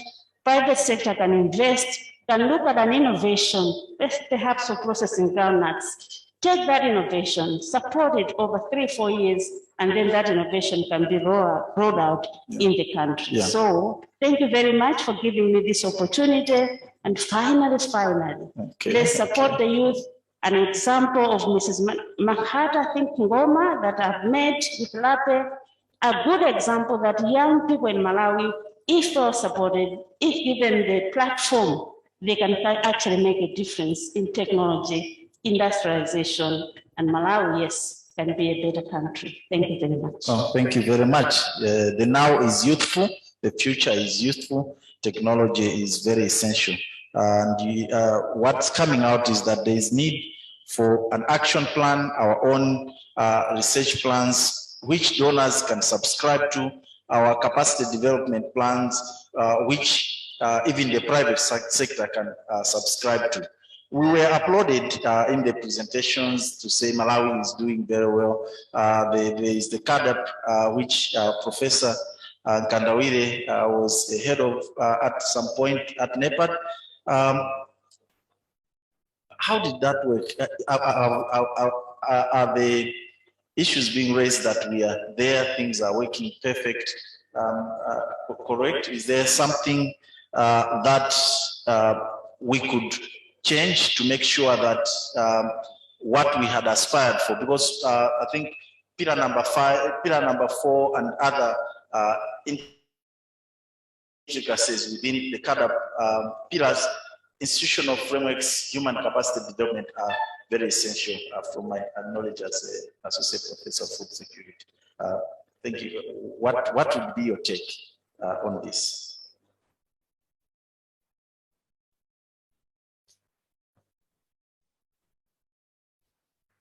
It's quite a while since I left. So yeah, I'm not very familiar in terms of what is actually happening at the country level. But nevertheless, I think just to recognize that indeed CADAP, which was established as a blueprint for the transformation of agriculture in Africa, remains, I think, a very important instrument in allowing donors to rally around a common framework. Just like, we have in Malawi, for example, Malawi Vision 2063, it's always important to have these, national or global or continental frameworks, because it provides a basis for coherent voices and around stakeholders. Maybe you might close that. For stakeholders to speak to a common agenda. Again, it cannot be overemphasized that CADAP enabled the donor community to begin to commit resources as well as national governments. I remember going to Sierra Leone, where the president, right on the podium, was asking the Minister of Finance to commit, additional resources to the agriculture sector from something like 3% to 11%, just on the spot, because he was concerned that he might be accused that he's not actually speaking to a continent-wide agreed upon framework. So I think this framework has become important, in ensuring that individuals or national governments begin to commit resources around those frameworks. But more importantly, I think, as you may recall, within the context of the G8 summit, the African leaders put pressure on the G8 at that time to really set up a fund and lead the Global Fund for Agriculture Food Systems was established at World Bank as a result of that conversation around CADAP. And indeed, Malawi has benefited from that global fund, as well as other countries. So in that regard, I think, yes, it has had some impact, but not, directly. No, thank you very much. And that talks to government, the role that government plays in terms of promoting economies of scale, producing at scale, ensuring self-sufficiency, issues of seed security, and moving from being fed to facilitating feeding ourselves. How does the conception and related programmatic interventions with regard to food systems and agri-food systems, Dr. Mzonde, how does these concepts, what are the potential implications for future investment for Malawi as a country? Thank you very much, Mr. Moderator. I think I want to emphasize on one or two things. On our side, we have been emphasizing on the production. You are right. Even the two professors have hinted on a production increase through area development or area expansion. But I think what we are now heading to is that the food system should be integrated or holistic in nature, because what we have seen is that, for example, in Malawi, though we have been commended by a professor in ATB, we do have, for example, this year enough production of food in terms of maize and others, of course, but you'll see that come February, other pockets of the country will have some scarcities.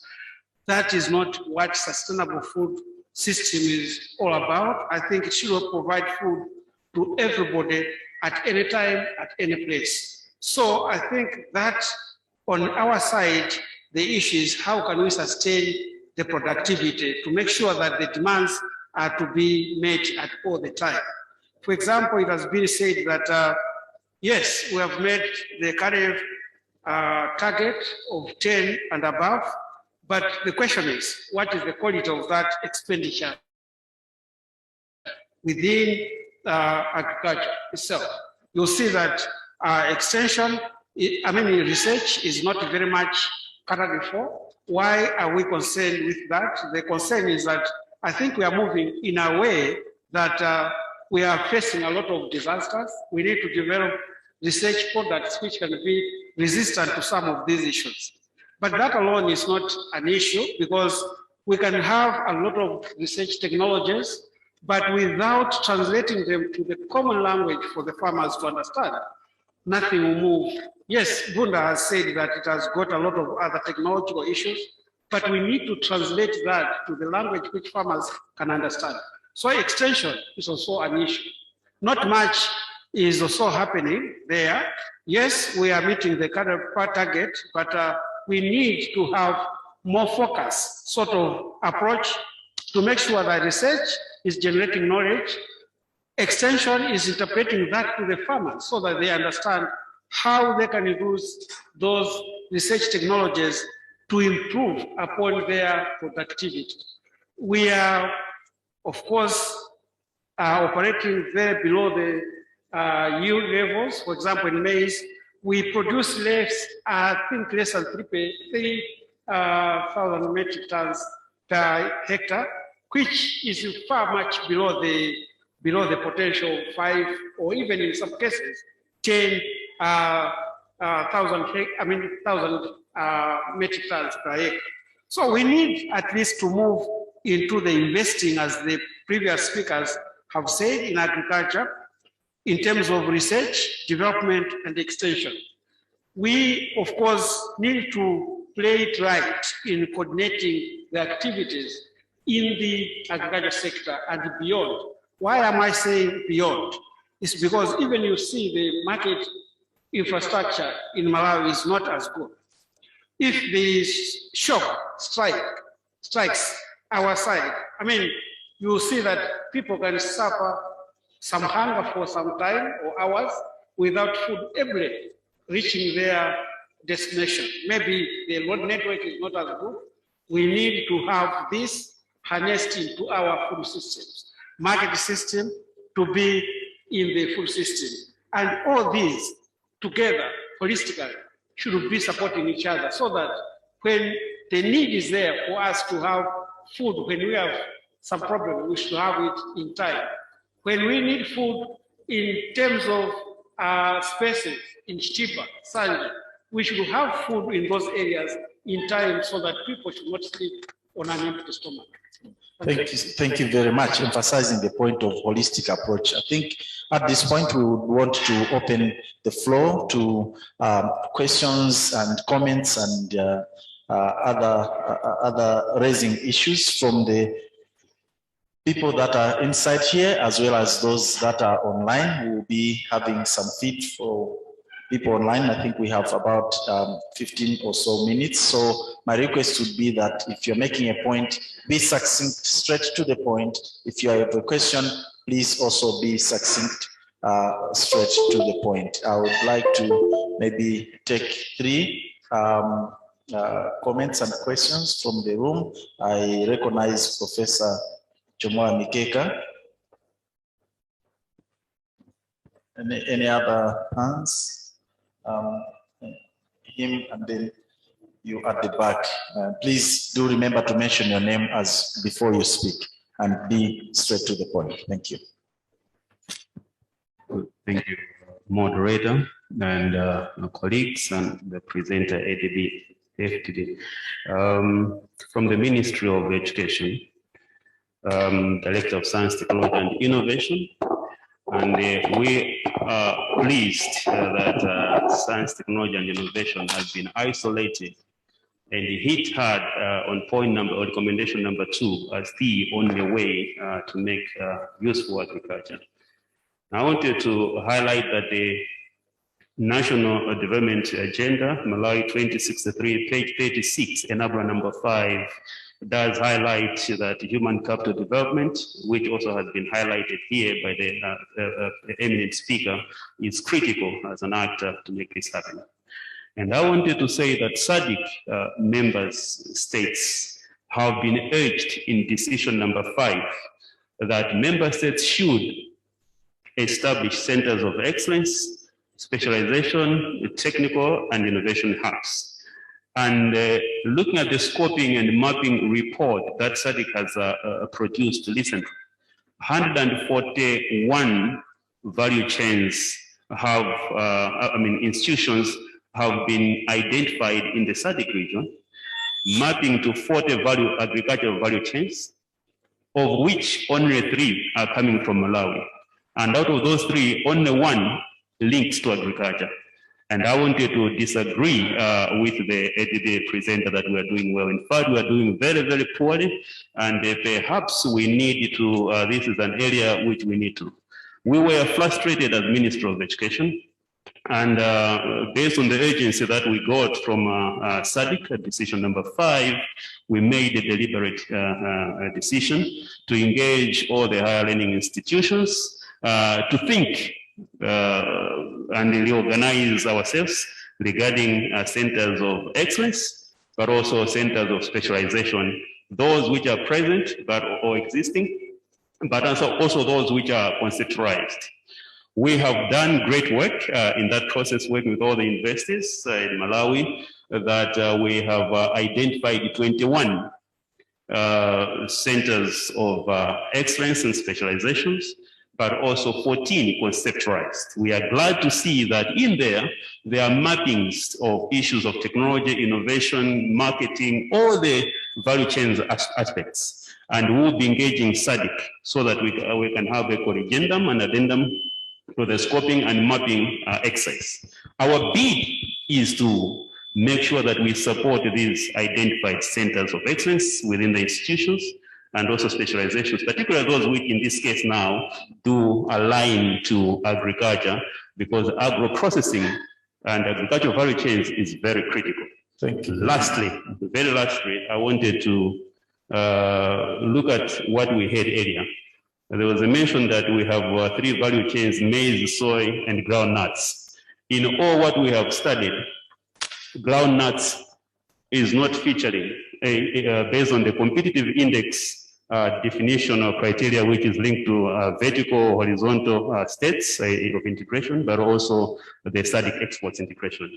However, there are several other agriculture beyond what agriculture is not maize. So there is a whole list of it, which we can refer to. And we need to begin to innovate around those value chains, which are more than 10 beyond maize. I wanted to submit this, and thank you very much, colleagues. Thank you very much for those interjections. He's disagreeing that, no, we're not doing very well. Probably we are doing, actually we should say poor. The centers of excellence are not covering everything that we need, and groundnuts is completely not quite being focused on. Maybe we'll get interjections from the, thank you. Yes, 1 minute, please. Yeah, I'm Charles Govard from MwAPATA Business Foundation. I think I agree with the main presentation that the issue of foreign capacity remaining elsewhere, we are not running. And I also agree with the LUANAR for education. I think one of the issues that we have to convince ourselves is that hope is not a method for transformation. There is a lot of hope. So my questions are, so you said hope is not a method for transformation. There's a lot of hope that all these presentations make, but they are not there. For example, capacity building. When you look at capacity building, the way it's done in Malawi, it's done on the same people. It's not that money is not there to capacitate people, but the people that are capacitated are the same people. Then you have got also the issue of the role of private sector. Private sector needs to be Malawianized. Otherwise, we are running into the issues of cartels and all these things, because when you look at it, Malawians are victims. Then there is another issue of corruption and the systems, especially the judiciary. I wish we should be having these people here, because the transformation also needs to go beyond the agricultural sector. People in Chancellor College need to be here just to focus on why are we failing. Most of these things are there, but corruption seems to be eroding all the gains that we have made. Lastly, the dialogue on fertilizer. There is a need for us, or the research, or the investment, to really rein in on this, because when I'm coming from the village there today, people are talking about fertilizer. People are thinking that we can have a fertilizer factory. Why is it that the researchers here have never presented a paper here that looks at the fertilizer industry and what are the sort of interventions that can be done at that academic level so that it can be translated downwards. So I think that the focus sometimes is misled, or there's just a lot of hope. People just hope this, hope that, and hope this will do that. It's good that we have got ATI trying to do something, but I think we need to go beyond that. Thank you. Thank you very much. He's saying that hope is not a strategy for achieving things. There's lots of corruption and we are not having a good focus on issues, especially of fertilizer. There was a hand at the back. We are not seeing much from online with regard to questions and comments. Thank you, moderator. My name is Jacob Hirongo, CEO for Farmers Union of Malawi. Professor Urama emphasized the point about the level of innovation and technology being very low in Africa and Malawi in particular. And this affects factor productivity of the sector. And I was just thinking in terms of the way forward. How can we ensure that the ag sector is well connected to sectors like mining that then can contribute to manufacturing of technology? Because in the absence of value addition, in the absence of processing, it is really difficult for Africa to really take off and to really talk about meaningful transformation. So I think it's important that I know in Africa mining is not really in our hands, it's externally driven. And that is why sometimes we are likely we import machinery from outside Malawi, outside Africa.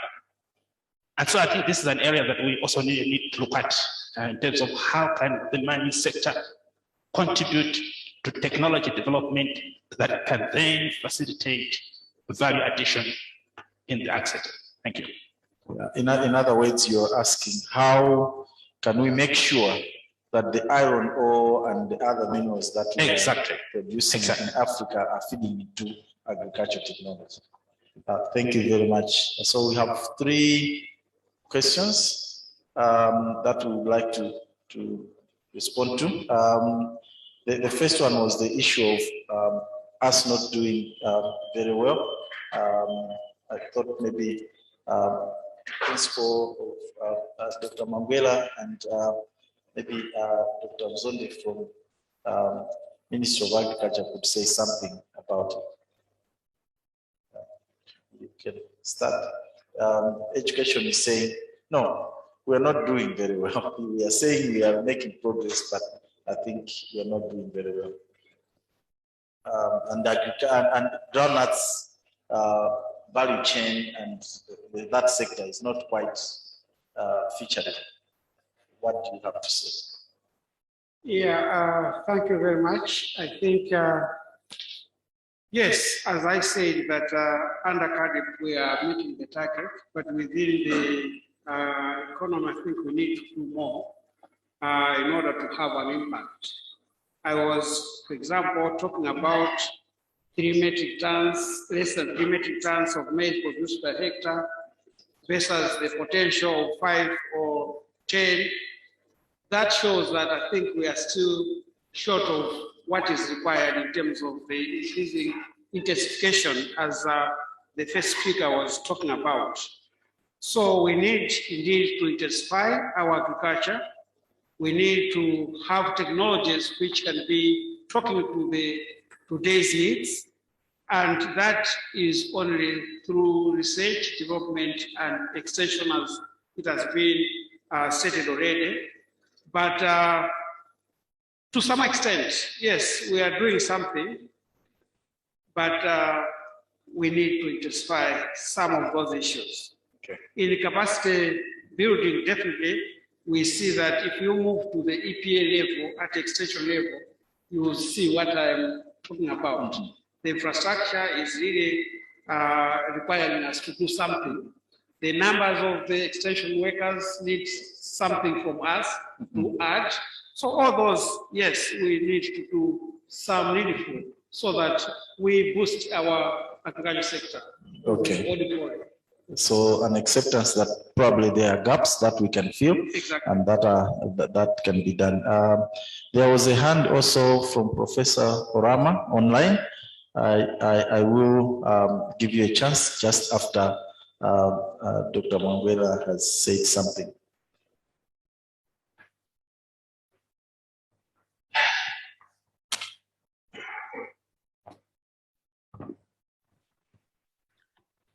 Okay, is it now or? Yeah, so I would like to concur that we are doing well in terms of meeting the target that we have, but our problem was much bigger. So that even though we are able to meet the target, it's not making the difference that we want. So what it means is that we have to do more than what has been prescribed to make sure that we are meeting the gap that is existing. So our system or our capacity has been neglected for some time. So even though we put in the 10%, it will not give us the desired outcome. The same thing about the groundnut that I'm talking about. We may not have a center of excellence at the moment that is specifically looking at groundnut, but as it is in most of the research that we are relying on collaboration, and most of the development is being done somewhere. Here we are doing the trials. So for example, the varieties would be developed in the US or somewhere because you are partnering with someone. What comes here is to check for adaptability. Will this variety do? But we are not breeding or developing a new variety here in Malawi. So we need to. Yeah, so in terms of investment, we have to invest and develop varieties that are suitable for our food in terms of the way we utilize it, but also suitable for the way our climate and everything is. So, but at the moment, it's like we receive material, try it, then we make a decision. So maybe the issue is there is need for us to focus on what are the value chains that we need to develop, and how do we get to making them contribute to national development as well as sustainable food systems. Prof. Urama. Okay, thank you very much. I've been watching the chat box very closely. Very good discussion going on there. But I just wanted to respond to a few of the questions that I felt that were directed to me.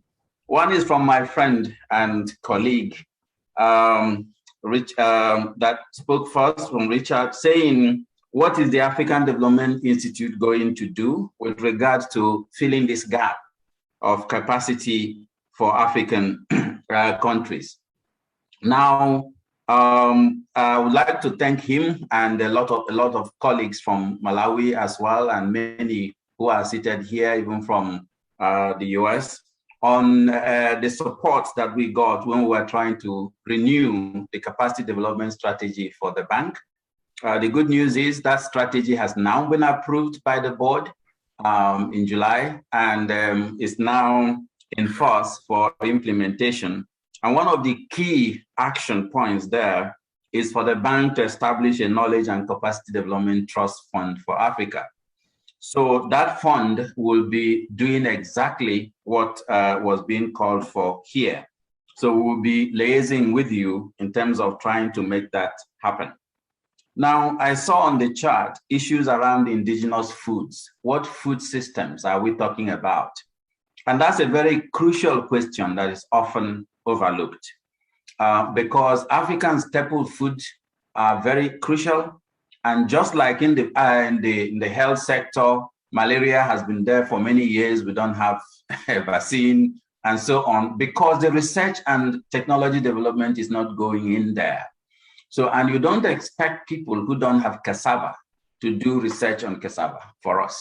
So African governments need to prioritize research and technology development to scale up those indigenous knowledge systems that we have, both in our staple food crops, but also in our practices. Our agricultural practices in Africa are very highly sustainable, the traditional practices we have.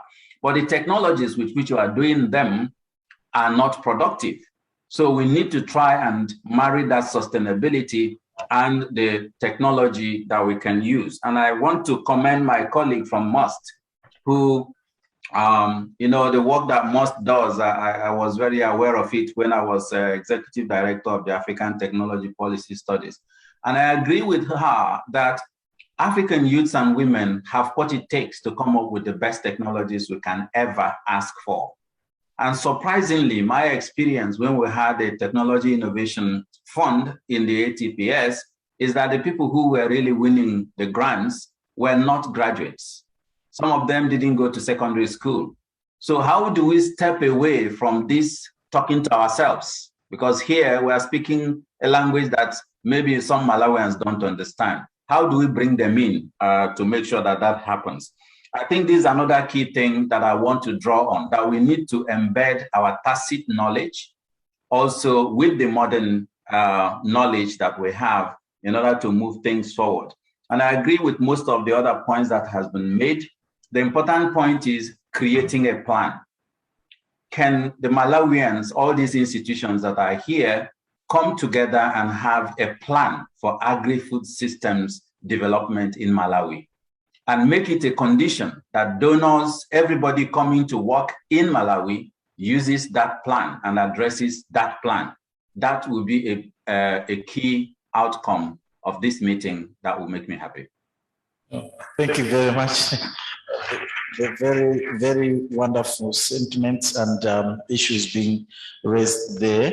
And I think at this point, I would like to really thank all of us for being active. There was a lot of activity online with regard to the topic at hand.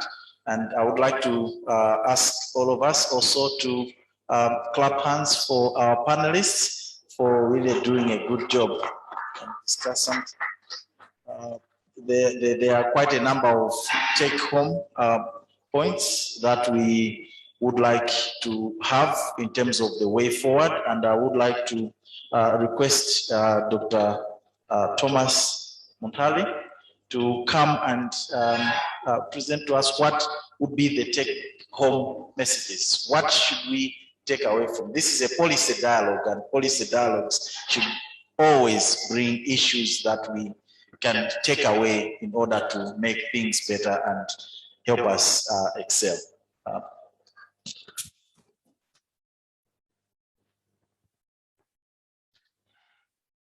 Thank you so much, Prof. As moderator, indeed, all the protocols observed. I am given the task of doing a quick summary of what has come out. I'm very mindful that the colleagues from the organizing team, MwAPATA, NPC, and LUANAR, have taken note of the comprehensive issues that have come out. And therefore, after this, they'll be able to come up with a more comprehensive report. So when I have missed out something, don't think this guy, Abudananani, was with the start. No, all of those things will come out. Right, so I first, just to highlight that what came out from Prof. Urama has been reinforced by the panelists that we are talking to the issues, including the discussant. A number of issues. One is the need for investing more in research and development and extension. There's low investment at the moment. There is need to focus on beyond output growth by just looking at acreage, but rather intensification on agricultural factors of production. And then the level of technology and innovation remains very low and limited, which is affecting the returns to agriculture in the country and Africa generally. And then overdependence on external technologies as well as funding and research and development, which becomes externally driven, has also been a challenge. And by way of also mentioning, I think from the panelists, the issues to do with not much focus on the youth. The focus is been limited again on commercializing innovations, including those that are generated by the informal innovators. The bottom line, however, in all this is that the root cause to all these challenges we're facing is our poor capacities in developing our agricultural food systems. And capacities here we're talking about individual, organizational, and institutional level. And therefore, it will be very pertinent for us to build endogenous capacities, for example, in our local think tanks and agricultural research institutions, including capacities around digitalization, so that our agri-food systems become more digitalized. And then the ecosystems approach will be very key, where much stakeholders come together to look at even the role of other sectors like the private players, private sector players. And one last point as well is to do with setting up a fund by Pan-African institutions to ensure that we have financing for building the capacities that will help the continent and countries like Malawi do better in the capacities required for agri-food systems. I think that's a summary of some of the issues that have come out. And now that I'm still on the mic, in the interest of time, I can say my closing remarks. I just want to sincerely thank all the various players that took part in this. First, my brother, Prof. Kevin Urama, whom some of us have known for some time. If he was given a chance, he could have actually told about his story, which is quite motivating in terms of what he did at the university when he was doing his PhD. He had a big argument with his professors, but eventually they had to award him the PhD, and that's a story for another day. And so we also want to thank the PS for Agriculture. We don't take you for granted for being here. I think you have to stay up with us. It shows the high level of commitment that you have in making sure that we push these agendas through. The panelists, Prof there, it's actually a collection of profs. The profs, and you're the only one, Doc, that had to join us today. And even those that are joining with us online, including the colleagues from MSU, we appreciate it. What will happen now, and I have noted, oh yes, and Dr. Nakuma there, I think it would have been possible for to organize this without the financing that is being provided by a high institution, and indeed the various senior colleagues. Dr. Chika there, thanks for always being in support. I always say that he is more versed with the Malawi 2063 than the National Planning Commission itself. You could see, he could cite the exact page where these things are.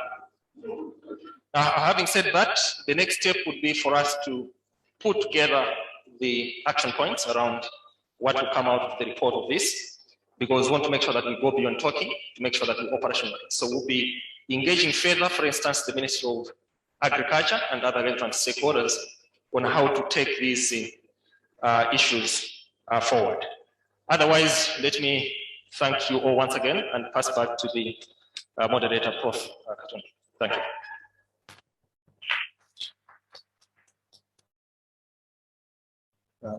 Thank you very much, and I would like to reiterate thanks for your participation. For those who are online, thanks for being here. This brings us to the end of this fruitful discussions here. I've been your moderator, Chika Urama, Dean of Research at the University of Malawi in Zomba. I would like to wish you a good night, and don't forget that